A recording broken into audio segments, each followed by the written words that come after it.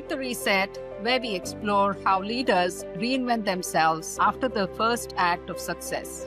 Today's guest has led huge institutions, catalyzed mass entrepreneurship, is a purpose-driven change maker, and has asked some of the deepest questions about purpose, identity, and risk. Ravi Venkatesan has been at the helm of Microsoft India and has served on the boards of Infosys, Harvard Business School, Rockefeller Foundation, to name a few. He then went on to launch GAME, which stands for Global Alliance for Mass Entrepreneurship. He's written a few books, including What the Heck Am I Doing with My Life and Conquering the Chaos. He has positively spent the last decade proving that life after 50 isn't about winding down, it's about leveling up. In this conversation, we dive into the parts of his journey, including the fear, the reckoning, and the identity shifts. Stayed away from tech, AI, and youth, which are his passionate topics. Good morning, Ravi. Thank you for being a part of Hit the Reset. I know a few of my questions are going to feel like deja vu. You've spoken about many of them in your books, in your earlier talks. Let's think of this as a revision with purpose.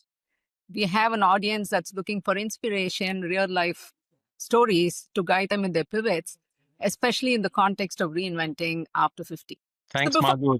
It's good to finally be doing this. I know you've been keen to have the conversation for some months, but happy to be here. Before we dive in, Ravi, when you hear the word reset, what does it mean to you personally? I think about, something that's frozen or stuck, like your phone or your laptop, a device, and then you have to reset it to get it going again.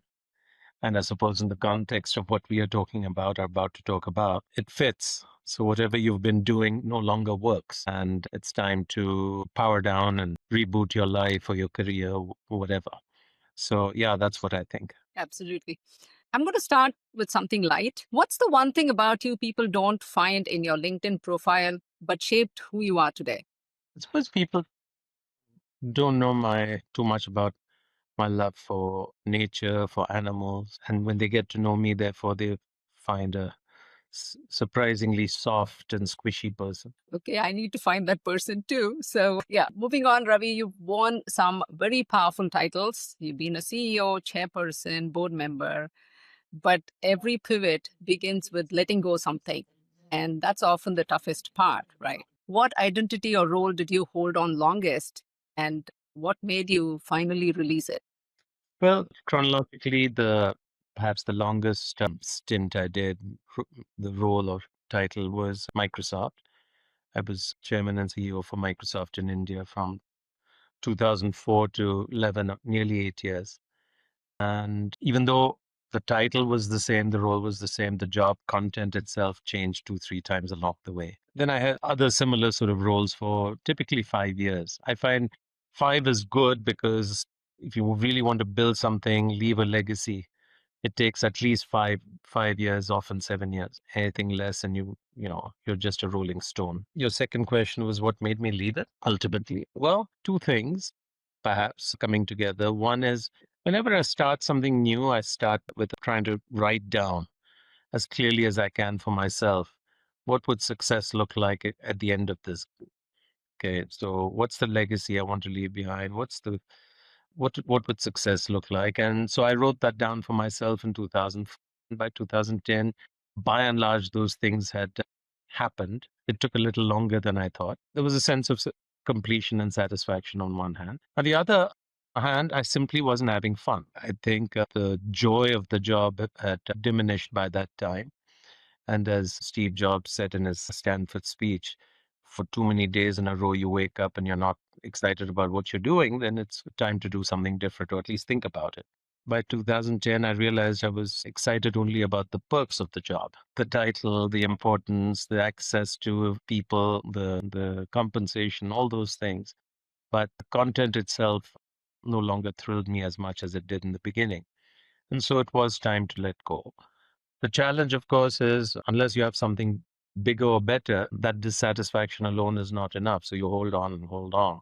And finally, I said, look, there's a real opportunity cost of time here. There's no, I was 47 or whatever, and said there's no guarantee that we're going to live till 90 and then get to do all those things. So I decided to move without a clear next step in hand.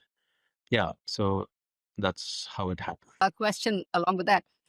That's exactly what most of us go through. Okay. The goals may be smaller than yours, not as big as yours. Perks may be less, but again, it's the perks and the goals that wake you up in the morning. So, how easy was it to leave that fantastic title and the paycheck? What did you do to move? Because that's where the reset comes in. And most of us are stuck with that, right? Look, at least for me, this was very hard. I think it is hard for many people. And it's hard for different reasons. For somebody, it's the financial dimension. They're anxious about their money with the paycheck stops. What do I do? And so on. For me, the harder issues were identity. Hey, if I'm not some big CEO and, who am I? And will I become irrelevant and inconsequential? The answer, of course, is you never were relevant or consequential, but that's a worry. Will I find something else over time that is meaningful, purposeful? So that's a worry. Yeah. So these fears are there in everybody. Certainly, it was there in myself, and you have to lean into those fears. There's this beautiful definition of courage, which is not the absence of fear, but the ability to keep going despite your fears. And what helps is support systems. So if you have a spouse and a family which are actually supportive and say, yeah, go for it, we're there with you. As opposed to somebody who says, what are you doing? Don't do that. Why give up something safe and bird in hand? So I was lucky that, Sonali was very supportive and encouraging. Having a few friends who also say, look, that's exactly right. In fact, you should have done it 5 years before. Get on with it. Or having some mentors, and I had in those days a couple of really good mentors like Narayan Murthy and so forth who said, yeah, go do something even better. So having this sort of encouragement really helps. The other thing that helps is one or two anchor commitments, which keep you feeling grounded even as the rest of you is fluid. So I had my book project, my first book project. So researching that, writing kept me quite grounded. The other thing was a couple of boards. So I had the board of Volvo in Sweden, and I joined Infosys in 2011. And so those things kept a connection with the corporate world and kept some, money flowing. But you do need these guardrails or anchors or whatever you call it, one or two of them, even as you're trying to explore and discover. If you're completely adrift, it's can be too unnerving, and then you won't do anything. Did people treat you differently when CEO of Microsoft versus when you quit the job and went to a social event? I don't think people treated me differently in social events, Hmm. but you no longer got an invitation to sit in the front row of Economic Times Award or something like that. And frankly, I didn't care about those things and I didn't miss them too much. Or nobody calls you after the budget speech to ask you for your reactions. I used to dread that anyway. But what you do discover is, look, who's really important to you and what really matters. And the other stuff just falls by the wayside. You'd also said that the riskiest thing today is to be in a job, right? When did that belief move from theory to something you truly lived? Well, Was that also a reason for the pivot for you? no, that was not part of my reason for pivoting. As I said, my reason for pivoting was largely just saying, look, I'm bored of this building business after business and living that life.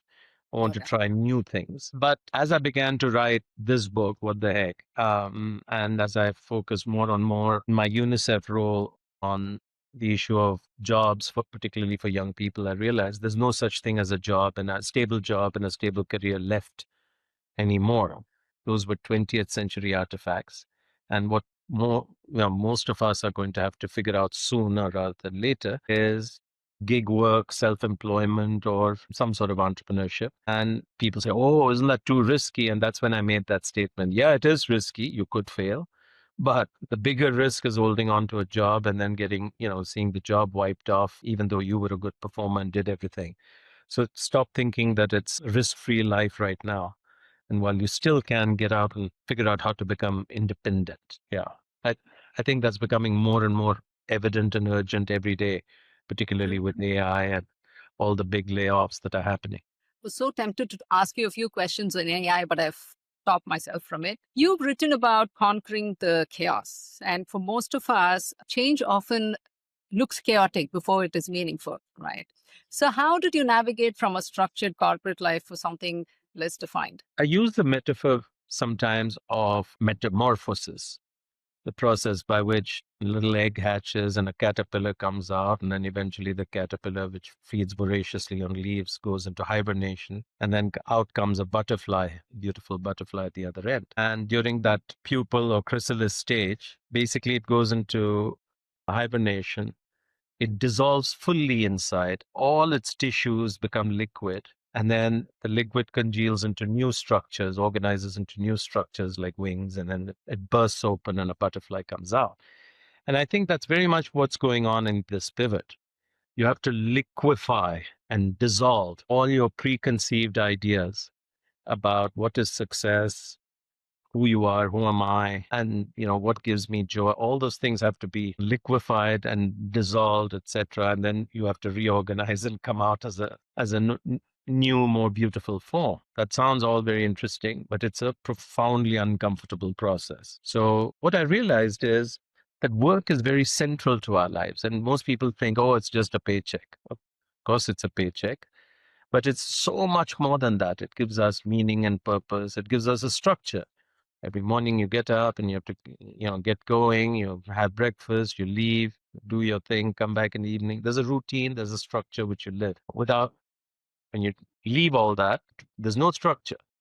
And so my biggest fear is, 1 p.m. and I'll still be in my pajamas, unshaved, or worse yet, starting to drink or something. Work gives you community. You plug into a network of colleagues, some of whom become very good friends.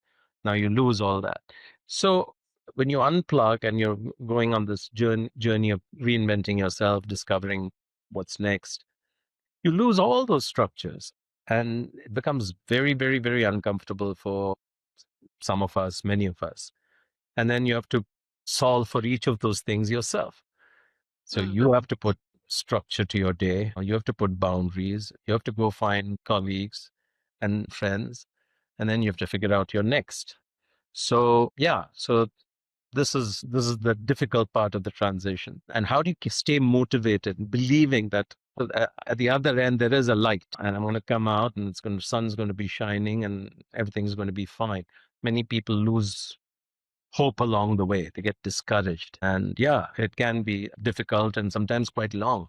That was very profound. And if you have to implement it for people, lay people like me, you can identify 3 or 4 steps that are necessary to even take the first few steps. What would it be? Because it's very nice to hear you say what you're saying, but to implement that is going to be very difficult unless you know the first 2 or 3 things that you did that helped you move and can help others Sure. too. There are many things. As you get going, you need to think about 3, 4 things. One is you need to think about money, because without your basic money, fuel supply, you're in trouble. So you need to think about, look, what is my number? What do I need to run my home and life the way I want on a monthly, annual basis? And do I have that?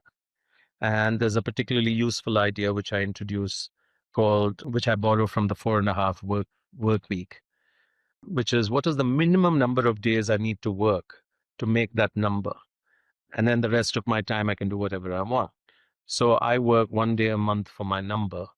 And that gives me 29, 30 days to do the things I really care about. So each person has to solve it for them, and somebody may have to work 20 days a month to meet their number. But whatever, you have to get some comfort and confidence around the financial thing. The second thing is you better organize your support system. As I said, your family, your, what I called your personal board, and so on and so forth. Third thing is, it's important to have a routine. And for many people, it's important to get out of the house. So even if it means finding a workspace at some co-working place or whatever, don't just do it in the house. It's easy to become dissolute. And then there's the process of very disciplined experimentation, which is, I'm going to try 4 things and see how far they go. And some of these experiments may not work out the way you want, but from every one of them, you will learn something. You learn about yourself as well as which pathways are open to you. And out of this experimentation will come what your truly supposed to do next. So it's a process. So the answer's right. Get a support system, get out of your house and experiment and learn is what I think are the basic things that we. Yeah. And find a way to deal with your anxiety about money. Tell us a little about this personal board of directors that you've always been talking about. In your case, is it friends? Is it always professional? Is it a combination? How do you pick this to help you out? So when I was an active CEO, I found it incredibly useful to have a good board, not just for compliance reasons, but Mm. genuinely a set of people who would help us think about the business, open doors, wisdom, and so on. And it struck me that that's intuitively how I've also operated in my personal life, which is if I'm going to make any significant decision, then there's a set of people I talk to. And then from, I may not necessarily do what they're saying, but it helps me get clearer and sharper about what I want to do and why. And so I said, look, there's an analog here, which is your personal board. So, and today the consequence of making a wrong decision is higher than ever before. So if you're going to take any material step, for instance, should I pivot? Should I leave a safe job to go out into the wilderness and explore my sort of dreams?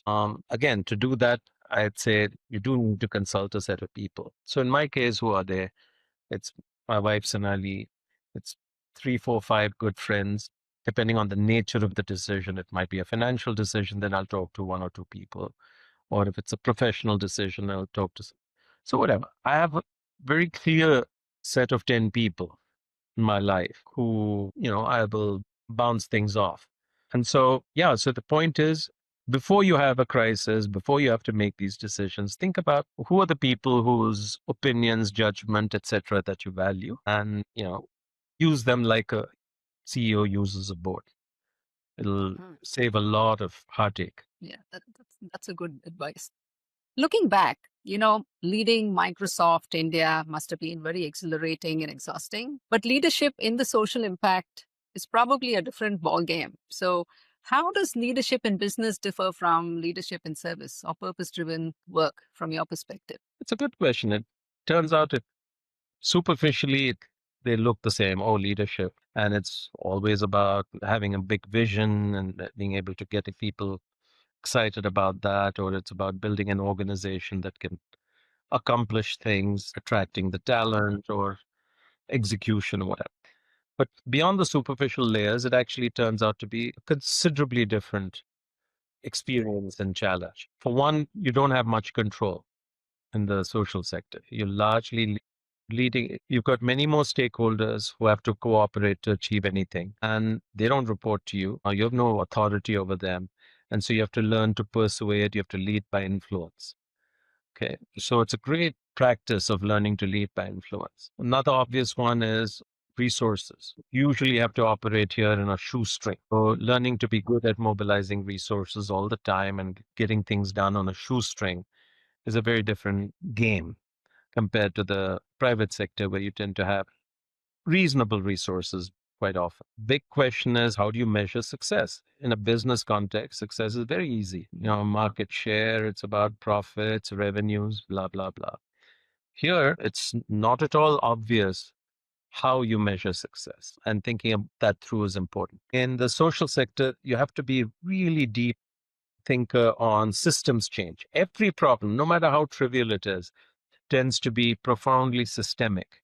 And you need to think through what interventions can change the system. Otherwise, you do something, it's like a band-aid. Next morning, it's exactly where it was. Finding talent in the social sector is incredibly harder. So, yeah, finding people who are motivated, passionate, yet disciplined and having the skills. I have certainly found after 14, 15 years in this sector, it to be much, much greater challenge than in the private sector. And how do you stay motivated? That's the ultimate challenge.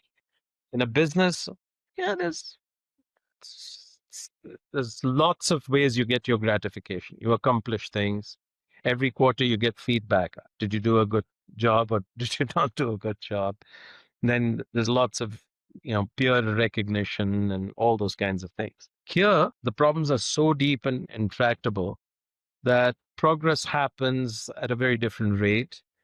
And so finding ways to keep yourself motivated despite all that. And there's nobody handing out recognitions and medals for your efforts. Yeah, you have to find other ways to get your jollies and stay motivated. This is more so for people moving from corporate to the social space, right? I mean, it's like sometimes it feels like a bull in a china store because we believe we know everything. I did that when I wanted to help one of the organizations, and I went in, and the second day I asked this guy, "What is your succession plan?" And he got very offended. He said, "This is my baby, and what do you mean by succession plan?" What are the things, skills that you had to unlearn and relearn when you pivoted? That's number one. And second is, when we talk to people who have retired or planning to give up their corporate life, one of the options we give them is to move into the social space.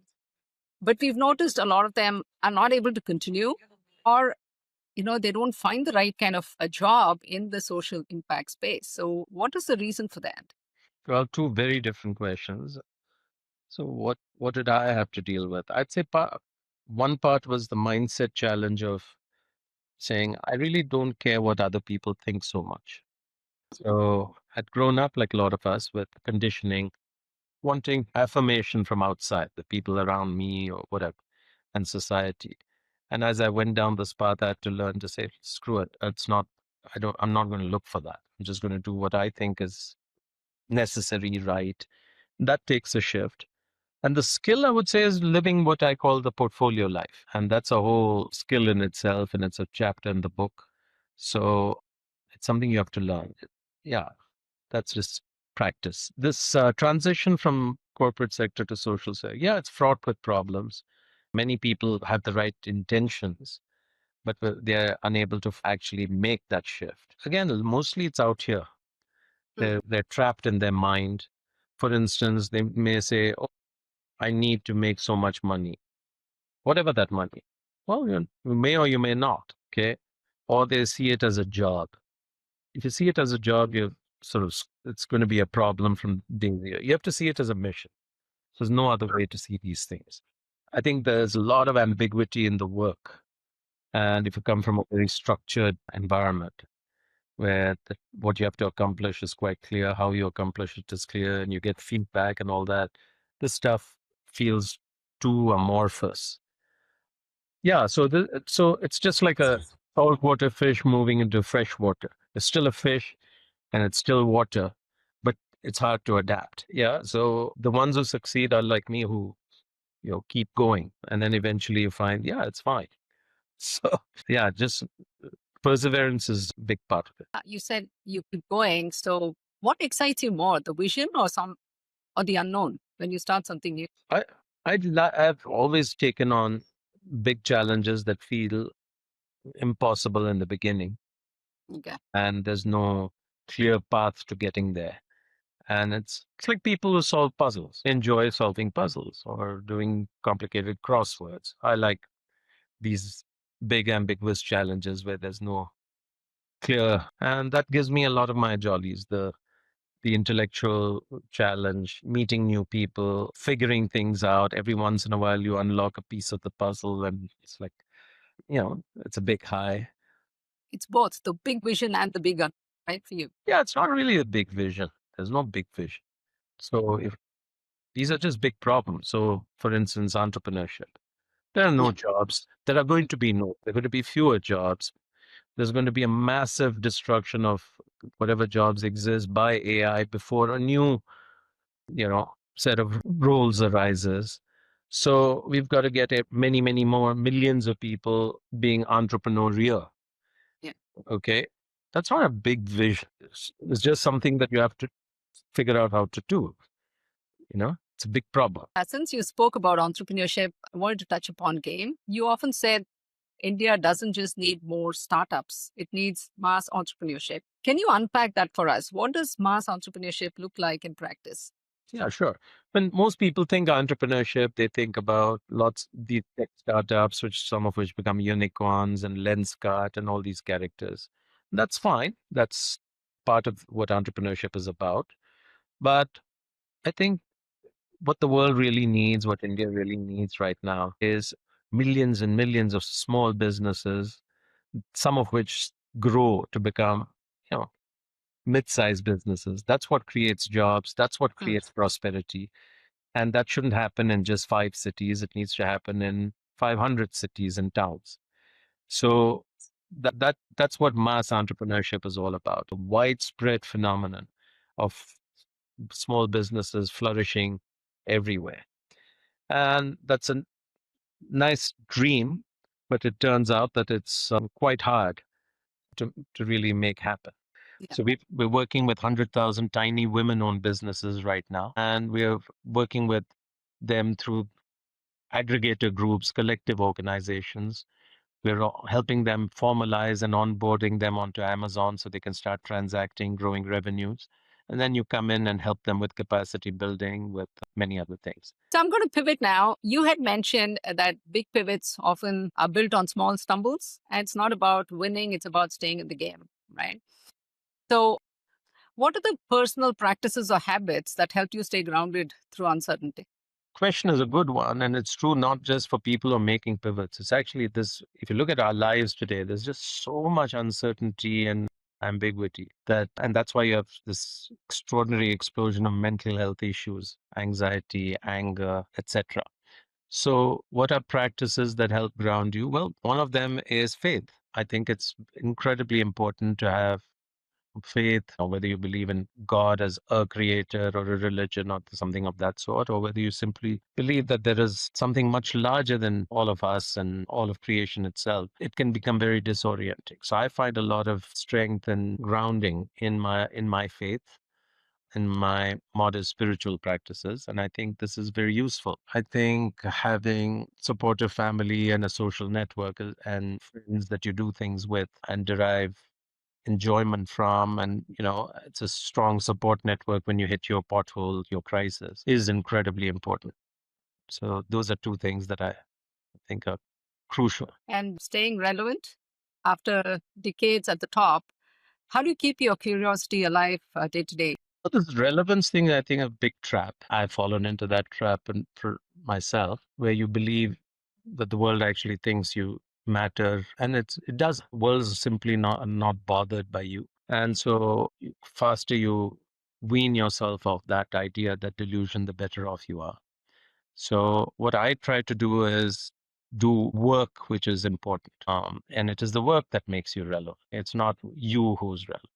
So you take Chanda Kochar of ICICI Bank. She was very successful as the CEO of a important bank, and she was relevant then. She's not the CEO of it anymore, and most people don't even remember her or know of her. She's irrelevant. And that's true of all of us. So I think it's really important to dump this idea that anybody cares about what you do or who you are. That's a very fleeting thing. Curiosity is a much more fundamental thing, which is because it's now, with things changing as fast as they are, it's critical. The cover endorsement of my book by Bill Gates is Ravi's guidance to be curious and adaptable has never been more relevant. So he puts all these in the same sentence: curiosity, adaptability, and relevance. Because, yeah, and so staying curious is really important.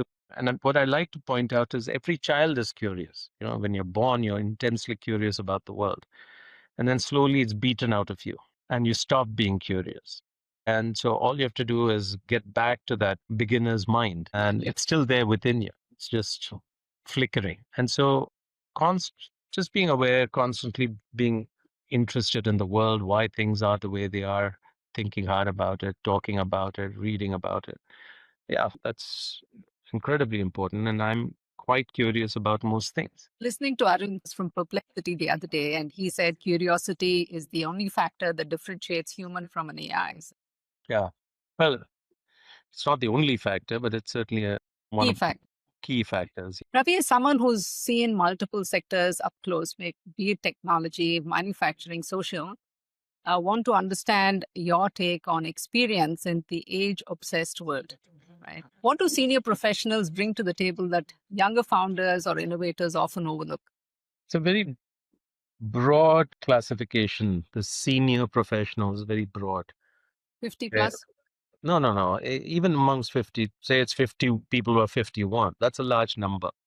Okay. Now, in, in theory, they have some expertise. You've been working for a long time, so you've accumulated some deep knowledge of X, Y, Z.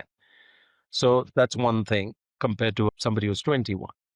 But that's actually not worth much because things are changing fast. And by the way, all that expertise is encoded in LLMs. Okay. So the real thing that a more experienced person is potentially has the potential to offer is judgment or wisdom. So you can, in a situation, see what really matters, or the ability to connect deeply, empathetically with other people, those sorts of things. Because by the time you reach 50 plus and all that, hopefully you've become more humble and more real. Yeah, but I just see a lot of old people who have none of these things. So that's the thing. So it's not a given that just because somebody has reached that age, that they necessarily have expertise or wisdom or judgment.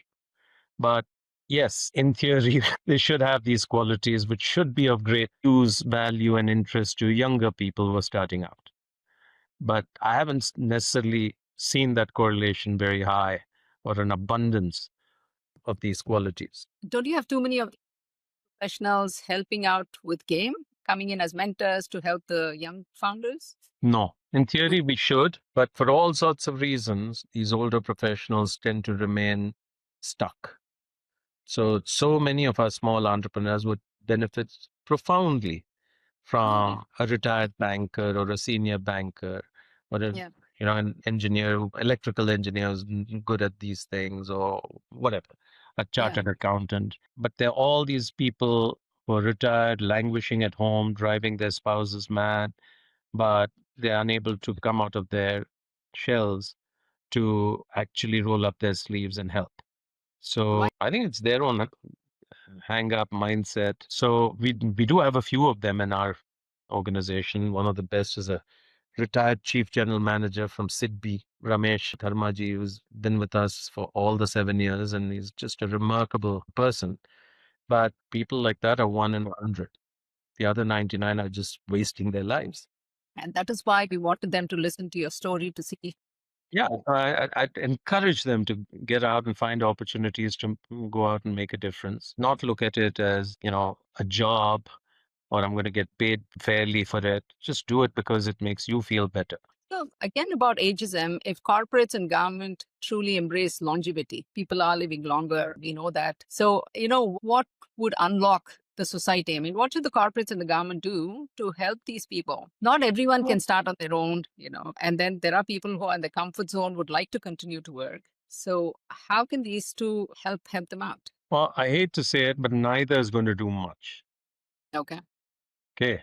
There may be some idyllic little places like Singapore where the government will do these things, but most governments are struggling with such basic issues that to be able to think about these safety nets that'll help people stay productive longer is just not in the high priorities. I just gave a talk on companies which are throwing away valuable employees with absolutely no conscience, like a used tube of toothpaste. So, and these are people who are 40, 45 and, good performers just because they need to improve productivity or deploy AI or whatever. So I think if you're waiting for companies and governments to do much, you're going to be waiting a long time. What matters is you should get on with it. You need to take your life, your destiny into your own hands and go out and find a way to stay engaged, stay productive, add value to others and to yourself. So I don't even want to spend time saying what should governments do because that's so theoretical. It's obvious what you should do. Yeah, you should extend universal healthcare to everyone because that's the number one challenge for everybody. So if you had a good primary healthcare system, that'd be the single most important thing you can do. If you create a way for people to learn new skills and get credential for them and go on learning, that'd be a useful thing to do. If you are able to create marketplaces where you can offer your skills and those who need them can, yeah, there's just so many things you can do, but it's not going to happen. So what is the most important practical advice is don't wait for the world to become better. Just take your own life into your hands. The reason why I'm also asking is that besides people living longer, the birth rates are going down. So this is a gold mine that people have to leverage on. And somewhere they're going to realize it sooner. Yeah. That So, was that.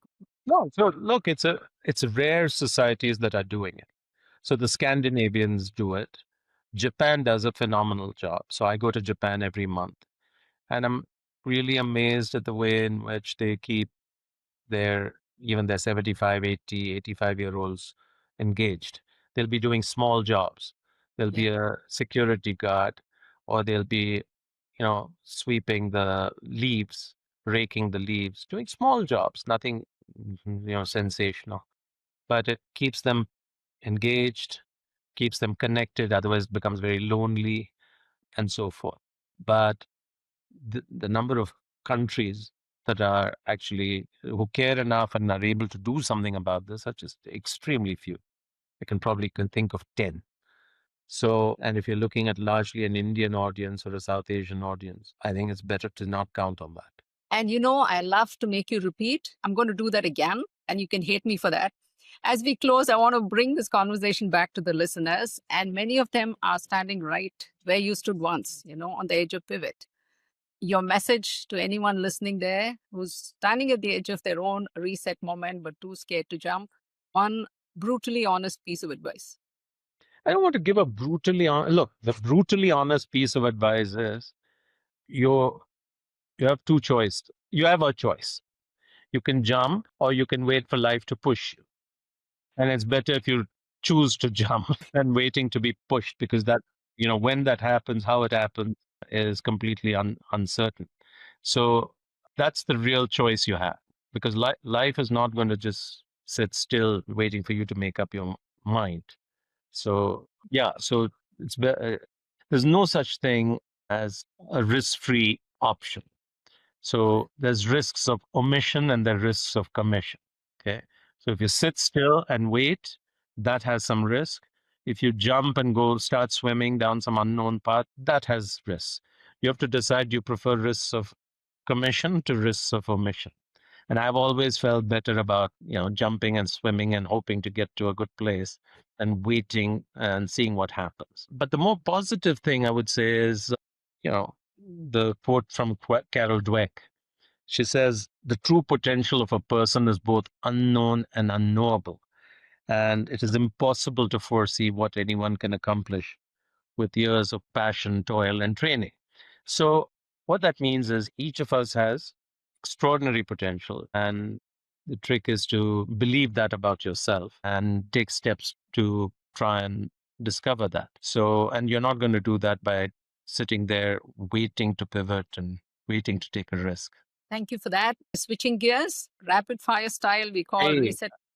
One book everyone over 50 should read, other than What the Heck Do I Do with My Life? Oh, what should everybody read? Yeah, there's this book my wife had introduced me to called Being Nobody, Going Nowhere. Read that. Okay. A leadership myth you would like to debunk? Leaders are born. Okay. What do you know now that 30-year-old Ravi would have laughed at? Other people's views don't matter. This is an interesting one. You talk about thriving in chaos. So how do you handle traffic in Bangalore? Walk. One life. Literally. I can't walk to a place I most often just decide not to. One life skill schools should teach but don't. Entrepreneurship. If you could send a push notification to 8 billion people, what would it say? Be kind. Be kind? Okay. I'm going to let you go. Thank you so much for sharing your journey and your honesty. It was lovely talking to you, Ravi.